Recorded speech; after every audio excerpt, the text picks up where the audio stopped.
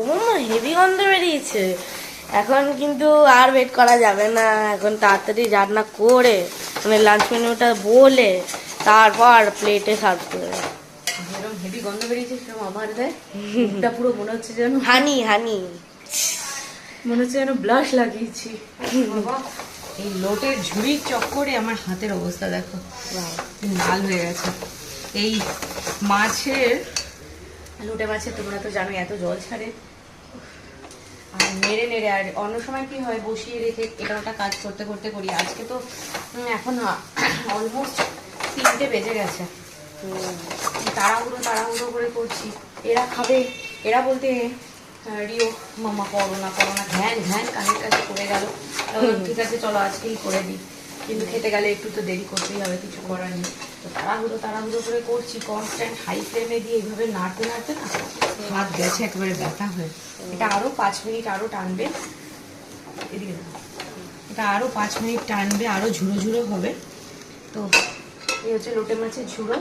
আর এখানে কাঁটাগুলো আমি না কড়াইতে কষাতে কাঁটা যখন বেরিয়ে আসে অনেক কাঁটা ফেলে দিই, তবে আজকে সময় কম ছিল বলে এই অল্প কটাই ফেলতে পেরেছি, আর পেরে উঠিনি।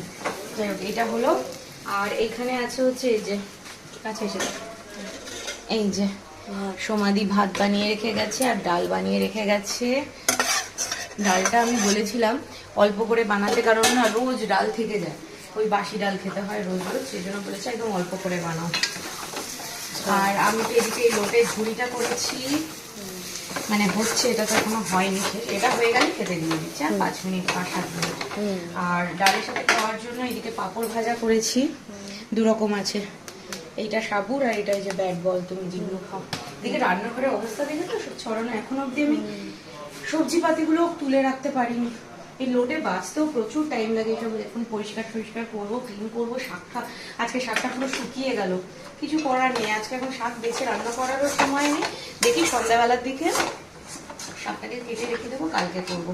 আর এই যে প্রেশার কুকারে দিয়ে দিয়েছিলাম সময় বাঁচানোর জন্য, এই দেখো এই যে চর্বি দিয়ে, এই যে চর্বি দিয়ে আর মটরশুঁটি দিয়ে একদম লাল লাল করে মাটন ফেলবো না। হ্যাঁ, এটা এই জন্যই তো গাছ পাঠা বলে, এঁচোড়। হ্যাঁ, চর্বি দিয়ে এঁচোড়, এই জন্যই গাছ পাঠা বলে। কেন বলো তো গাছ পাঠা বলে?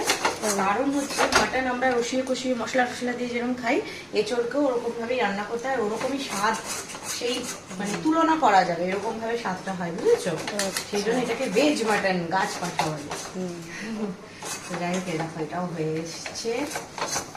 প্রিয়র আবার রান্না বান্নার উপরে খুব ইন্টারেস্ট আছে, করে না এখনো, করার তো সেই বয়সটা হয়নি, কিন্তু ইন্টারেস্ট আছে কি থেকে কি হয় সেসব জানার জন্য। আর খিদে পেয়েছে কিরকম লেভেলে দেখাচ্ছি, দাঁড়াও তার এই সমস্ত দেখে নিয়ে।